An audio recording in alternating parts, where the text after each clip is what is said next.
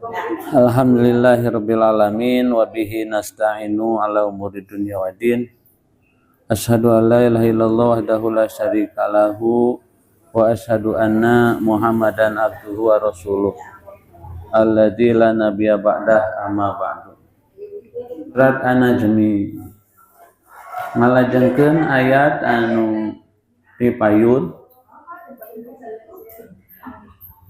nyata anu dipungkas ku ayat 55 fabi ayyi ala rabbika tatamaro, maka terhadap nikmat Tuhanmu yang manakah kamu ragu-ragu. Jadi ayat 55 Allah Subhanahu wa taala sabadana nguningakeun ayat-ayatna. Allah mengakhiri di ayat 55 fabi ayyi ala rabbika tatamaro, nikmat mana yang menjadikan kamu ragu-ragu. Maksudnya sebegitu banyaknya Allah memberikan nikmat kepada kita, tapi kita tidak mau berpikir, masih merasa ragu-ragu atas segala sesuatu atau atas segala macam perintah-perintah Allah dan aturan-aturan Allah masih diragukan. Padahal Allah telah memberikan betapa banyak nikmatnya.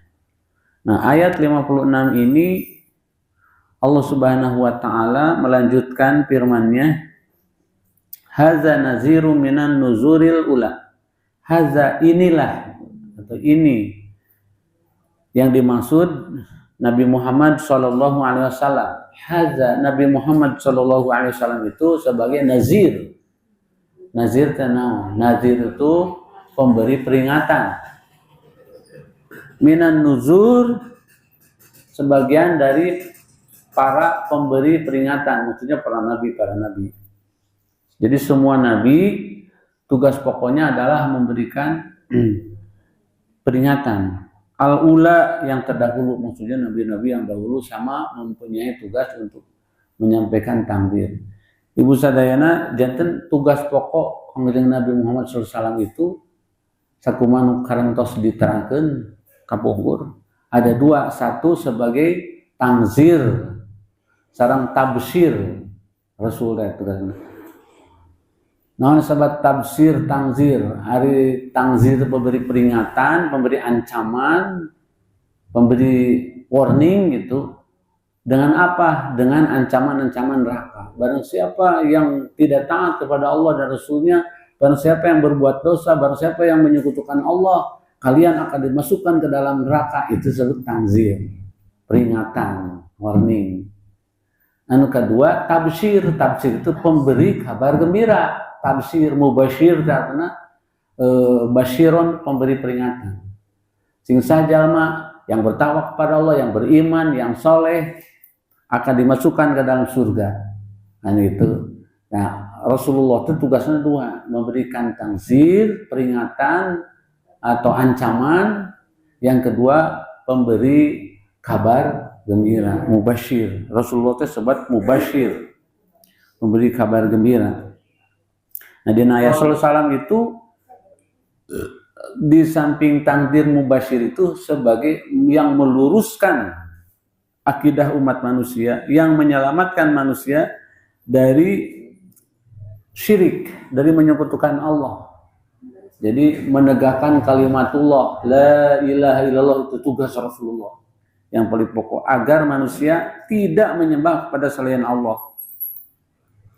Dan juga Rasulullah sebagai penyempurna akhlak. Di hadis riwayat muslimin riwayat muslim disebutkan inna mabu'istu li utammima makarimal akhlak. Sesungguhnya aku hanya saja diutus oleh Allah itu yang menyempurnakan akhlak. Akhlak tenawan itu agama. Agama itu disebut akhlak juga. Menyempurnakan akhlak tingkah laku umat manusia.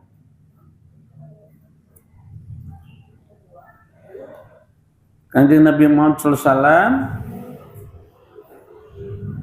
juga dalam surat Al-Aqab ayat 9 ada ayat yang semakna.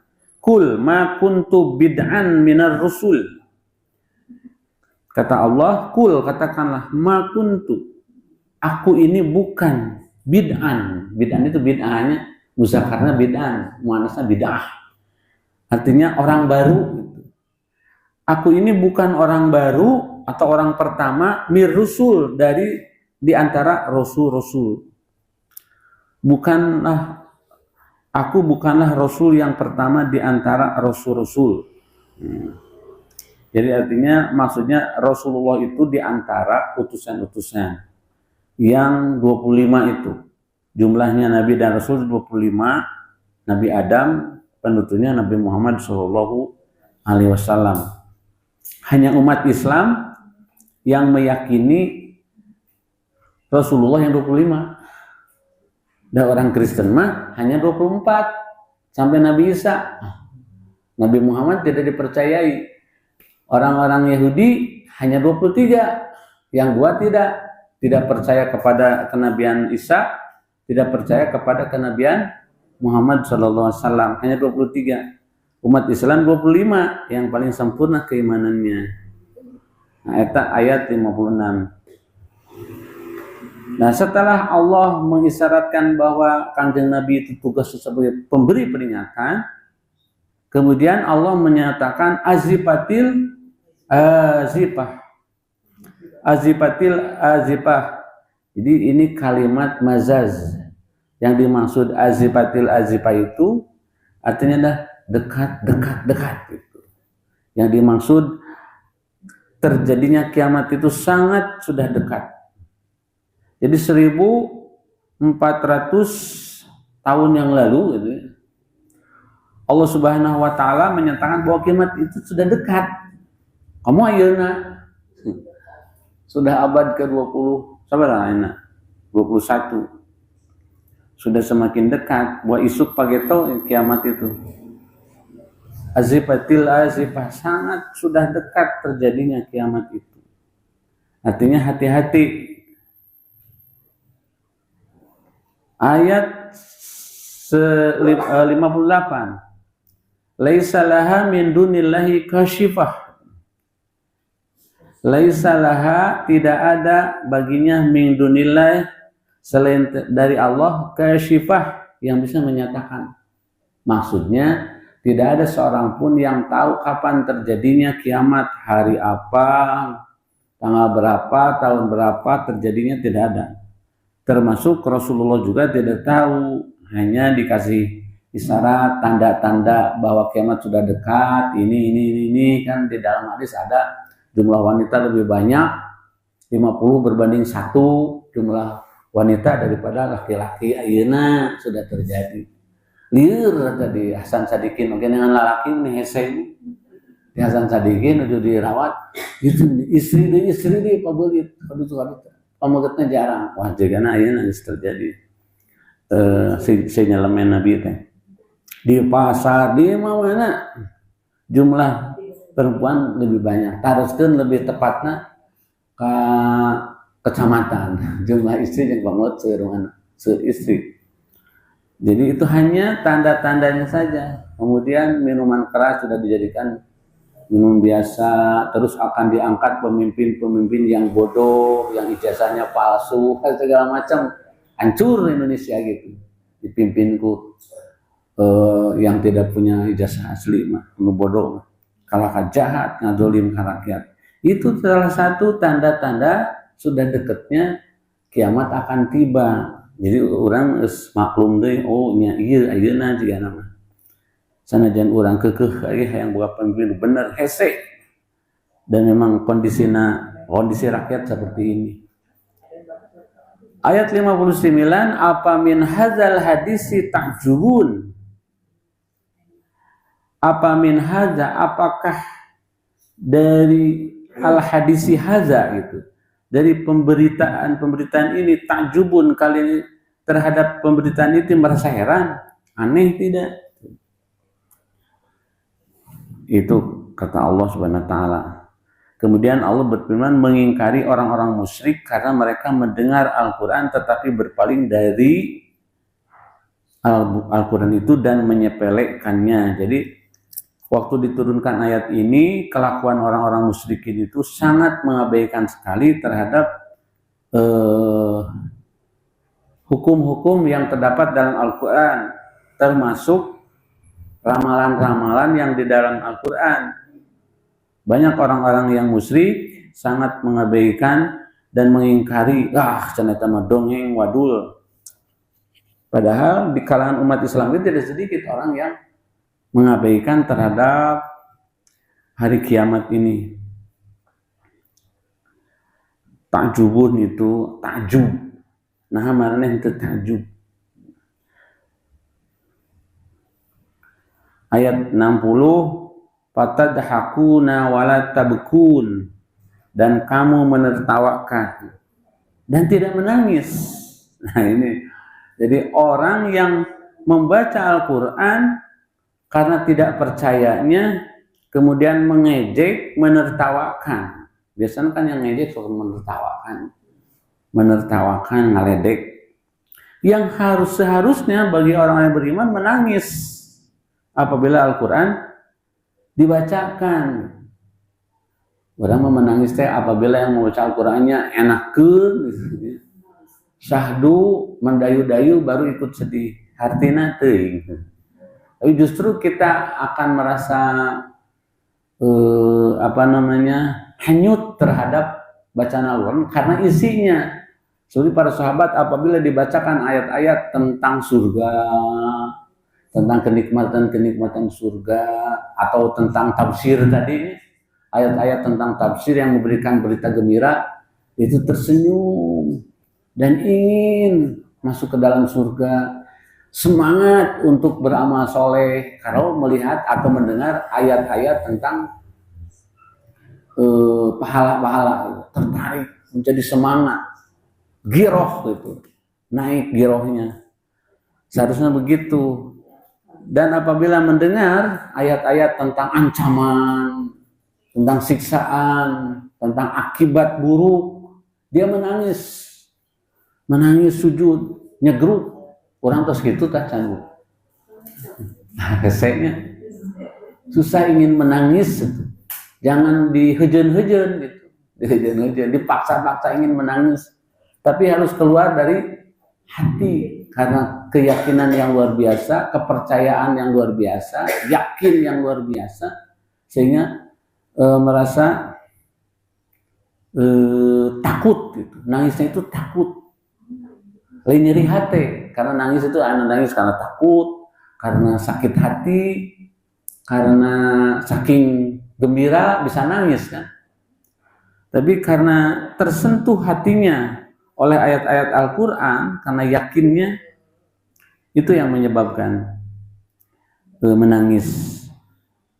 Bahkan dalam Al-Quran, dalam ayat surat Luqman gitu kalau tidak salah, apalah tadabbarul Quran, kenapa kalian tidak mau mentadaburi Al-Quran? Sehingga bahkan yang dibacanya itu melaknat terhadap orang yang membacanya. Jadi jangan dulu senang membaca Al-Quran. Kadang-kadang Al-Quran melaknat kepada pembacanya. Kadang-kadang Al-Quran memberi syafaat kepada pembacanya. Tergantung kondisi yang membacanya. Kalau yang membacanya benar-benar diresapi, bukan hanya dibaca, tapi ditadaburi isinya, sehingga yang tadi bisa menarik hati, ingin mengamalkan, dan rasa takut yang luar biasa atas ancaman ayat-ayat Al-Quran, itu yang tadabur. Ada yang hanya lewat saja, bahkan perilakunya tidak berubah setelah membaca Al-Quran. Nah, itu menjadi ancaman bagi pembaca-pembacanya. Dalam Al-Quran surat Al-Isra ayat 109, Bu. Al-Isra ayat 109, Al-Isra surat ke-17. Allah Subhanahu wa taala menyampaikan ayat wa yakhiruna lil azqan yabkuna wa yaziduhum khusyu'a. Dan mereka orang yang beriman tersungkur gitu ya. Takhiruna, tersungkur. Beberapa itu sujud lil azqan ya. Karena yaitu ketertarikan hati. Yabkuna, mereka menangis, nyegruk cerik gitu, bakatku yakin karena Al-Quran, takut terhadap ancaman Al-Quran, dan tertarik kepada ayat-ayat Al-Quran sampai menangis. Besok ayah gininya, kori-kori di Timur Tengah, upami membaca Al-Quran surat ya ayat Tuhan nafsul mutmainnah irji'i ila rabbiki radiyatan mardiyah fadkhuli fi ibadi wadkhuli jannati. Nangis ya ayuhan nafsul mutmainnah. Macam itu bari nangis. Kenapa? Karena paham apa yang dibacakan. Ya ayat Tuhan nafsul mutmainnah, wahai jiwa-jiwa yang tentram. Irji'i ila rabbiki radiyatan, pulanglah kalian membawa ridho dan diridhoi oleh Allah Subhanahu wa taala. Jadi tertarik ingin memperoleh predikat hamba Allah yang hatinya tentram. Yang hatinya tentram itu ya karena keimanan yang luar biasa. Ia bekuna wa yaziduhum khushu'a, dan bertambah-tambah kekhusyuannya. Biasa kita membuat barometer, kita tahajud misalnya jam setengah opat atau pengitri. Kalau jam 4 gitu ya cukup setengah jam kan, bacaannya tenang, rukunya tenang, sujudnya tenang. Di dalam hal itu hayang gerang-gesan tuh. Kalau ingin buru-buru cepat beres, nah itu tandanya kurang khusyuk. Kalau yang khusyuk mah kadang-kadang mengingat-ingat jumlah rakaat juga hese. Itu geus 2 tilu. Jadi ditetapkan misalnya dalam ayat pertama baca surat Abasa wa Tawalla, surat kedua surat Al-Jumu'ah, ayat ketilu surat Al-Munafikun muamahi setengah jam. Sajam eta teh pas ari mun ngaosan para ranjang teh sajam teu karaos. Ruku lalaunan, sujud lalaunan, at-tahiyat pelan-pelan, assalamualaikum ningali dulu ya saparapat jam. Itu opat rakaat teh saparapat jam, kadang 20 menit. Takbir deui pelan-pelan. Itu 20 menit deui geus 40 menit, tambah witir. Surat Al-A'la witir mah. Surat Al-Kafirun, surat Al-Ikhlas beres. Terus ngadoa lalaunan kan kumaha doana terus tahajud teh Bu. Allahumma lakal hamdu anta qayyimus samawati wal ardi wa man fihin wa lakal hamdu anta mulkus samawati wal ardi wa man fihin wa lakal hamdu anta nurus samawati wal ardi wa man fihin wa lakal hamdu antal malikus samawati wal ardi wa man fihinna antal haqqu wal haqqu wa liqa'ukal haqqu wa wa'dukal haqqu wal jannatu haqqu wa naruka wa sa'atu haqqu wa nabiyyuna haqqu wa Muhammad sallallahu alaihi wasallam haqqu. Terus kekaraos disada weh kaset di Al-Amin. Nah itu jadi tenang. Kalau ingin buru selesai, nah itu barometernya di situ aja. Sebut yaziduhum khusyu'an, tidak terasa. Ibadah tidak terasa, saking asyik mansuknya dengan Allah Subhanahu wa taala. Nah, kemudian ayat 61 wa antum samidun. Sedangkan kamu samidun bolehnya. Samidun itu ya lengah itu, lalai, tidak fokus, balikan dari khusyuk, tidak fokus. Kamana wae baca Al-Qur'an, kamana wae salat, badalajat TV. Ini sok ibu-ibu sadayana kalau kita menghadiri pengajian tidak fokus ngobrol ke pengawasan, semua asup. Kamana tadi terangkan teuing. Tapi kalau pengajian-pengajian yang bersifat tabligh akbar seperti Ustaz Ucu, kan seueur pikaseureun, pasti fokus Bu. Fokus karena hayang dicari-cari pikaseureun, barakatak seuri tenang gitu tentrem teh. Tapi kalau kajian-kajian itu seperti kajian-kajian Riyadhus Shalihin Ustaz Nasruddin di Facebook, pagi subuh sok nyetel abdi Gitu we yang nunutan jamaah. Padahal di kajian Riyadhus Shalihin ilmunya tinggi Ustaz Nasruddin Syarif. Tapi karena kajian yaitu tidak fokus. Jadi artinya samidun, orang yang lengah, yang lalai, tidak fokus dari bacaan-bacaan, pendengaran-pendengaran. Tapi yang dimaksud di sini adalah mereka berpaling darinya. Hal yang sama dikatakan oleh Mujahid, menurut Al-Hasan makna yang dimaksud ialah melengahkannya dengan sengaja. Guys ya. Dengan kesengajaan melengahkannya. Kemudian yang terakhir punya fasjudu lillahi wa'budun. Akhirnya fasjudu. Oleh karena itu bersujudlah kalian lillah karena Allah. Bersujudlah kalian lillah kepada Allah atau karena Allah. Wa'budu, sembahlah Dia. Jadi tujuan manusia itu yang sebenarnya kan adalah menyembahnya. Allah menciptakan manusia itu adalah tujuannya untuk menyembah kepada Dia sebagaimana yang tercantum dalam Al-Qur'an bahwa waktu jinna wal insa ila dia buduni, tidaklah itu. Wa ma khalaqtu, dan tidak. Berarti tidak itu tidak menciptakan jin dan manusia kecuali tujuannya untuk menyembah kepada Allah Subhanahu wa taala. Jadi tujuan pokok orang eta entong ka bebenjokeun ku kesenangan-kesenangan dunia, kesibukan-kesibukan dunia. Nah, di dalam Al-Qur'an surat Ar-Rum, surat Ar-Rum ayat 54, Allah menyampaikan Allahul ladzi khalaqakum min dha'fin. Karena Allah sesungguhnya Allah telah menciptakan kalian itu lemah.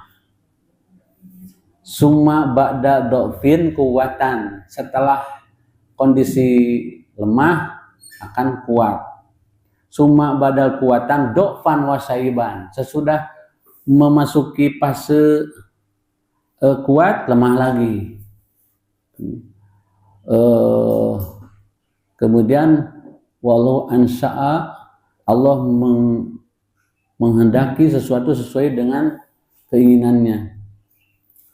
Nah, manusia itu awalnya lemah. Dalam Al-Quran juga dijelaskan inna akhrajakum min butuni ummahatikum la ta'lamuna syai'a. Sesungguhnya manusia ketika dilahirkan oleh ibunya keadaan lemah. Nah, lemah di situ baik fisiknya, pikirannya, otaknya semua keadaan lemah. Atau juga dikatakan tidak punya apa-apa, la ta'lamuna syai'a, tidak tahu apa-apa, tidak memiliki apa-apa. Kajenting bapana miliuner, orokna mah anggar we teu bogana naon. Jadi lemah. Nah, kemudian setelah lemah memasuki fase kuat, mulai anak-anak kuat, fisiknya, tubuhnya kuat, akalnya juga kuat, memorinya kuat. Kadang-kadang ekonominya kuat kan, balaleunghar gitu nya. Usia-usia produktif. Nanti setelah masa kuat itu akan memasuki fase lemah lagi. Sekalipun kita menabung uang sebanyak mungkin itu iya, atau kita menjaga kesehatan sehebat-hebatnya, olahraga, senam luar biasa. Kalau sudah memasuki fase apa yang disampaikan Allah, summa badal kuatan dha'fan wasaiban, pasti bakal lemah lagi. Cetruk, kan gitu ya. Umur 67 tahun lah, dikuat-kuat, goes kamu mananya, minum vitamin, menghindari dari kolesterol. Hari ini sewaktunya sabar Allah summa badal kuatan dha'fan wasaiban. Bakal musiki fase lemah setruk gitu. Atasnya cuma setiap 4 menit itu 1000 orang yang kena stroke di Indonesia. Jadi harus waspada. Da waspada kayak gitu, anggar we geus waktuna. Dan tidak ada yang gara-gara ngabaso habis stroke, tidak seperti itu. Kadang-kadang ya tiga abdi kan ketika tidur pas bangun, nah ieu yang paling sorangan ada yang sedang masak kulahek sebelah, ada yang sedang nyupiran lemes sebelah. Jadi tidak ada sebab yang pasti. Misalnya karena kecapean atau karena makan yang pedas atau apa, tidak. Terus terjadi gitu mah. Atasnya terjadi. Nah itulah Kalau Allah menghendaki sesuatu pasti terjadi. Idza aradallahu syai'in, apabila Allah menghendaki sesuatu akan terjadi. Nah, Ibu sekalian, yang terjadi ayat ini Allah memungkas dengan kalimat fasjudu lillah. Jadi akhirnya di ujung ayat di ujung surat An-Najm ini ayat ke-62 endingnya Allah manusia harus sujud kepada Allah. Sujud itu dalam pengertian ibadah, dalam pengertian yang tadi kharu sujadat ya, nyungkur ya. Karena kita merasa lemah, merasa butuh oleh Allah, merasa tidak punya apa-apa, la haula wala quwata illa billah, bersujudlah kepada Allah. Kita tidak punya daya dan kekuatan, semuanya karena digerakkan oleh Allah Subhanahu wa taala. Jadi ayat ke-54 surat Ar-Rum tadi mengisyaratkan manusia itu tidak punya alasan untuk sombong. Sombong teh naon? Batrul haq wa ghamtunas. Sombong itu batrul haq, menolak kebenaran yang datang dari Allah, wa ghamtunas, dan menghina manusia yang lain. Jadi manusia itu tidak ada yang hina di sisi Allah kecuali orang-orang yang jauh dari amal-amal yang diperintahkan Allah Subhanahu wa taala. Dan kita tidak punya wewenang, tidak punya otoritas, tidak punya hak untuk menghina orang lain atas kebodohannya, atas apapun yang terjadi di orang lain. Kita tidak punya hak untuk menghinanya. Kalau menghina, merendahkan berarti sombong. Padahal setiap manusia sama, punya kelebihan, kekurangan, cuma bedanya posisinya. Orang tidak bodoh semua, kadang-kadang kita hidup itu atas bantuan orang-orang yang di bawah. Cuman kita tidak menyadari. Makanya orang yang suka banyak yang menghina, banyak yang sombong, melecehkan, merendahkan kepada orang lain, padahal yang kita pandang orang lain yang lemah itu, yang miskin itu, justru itulah mereka yang menunjang kesuksesan kita. Lalu tersebut. Nah, demikianlah ibu-ibu sekalian perjumpaan hari ini dengan Pak Agus. Mudah-mudahan apa yang disampaikan bisa dicerna gitu, bisa dipahami, dan kemudian jadi tazkirah, peringatan kepada kita semuanya, khusus kepada Pak Agus sendiri. Kita akhiri dengan doa, Rabbana atina fid dunya hasanah wa fil akhirati hasanah wa qina azabannar. Aqulu qouli hadza wa astaghfirullaha li wa lakum. Wassalamualaikum warahmatullahi wabarakatuh. Kabujang leres segitu we.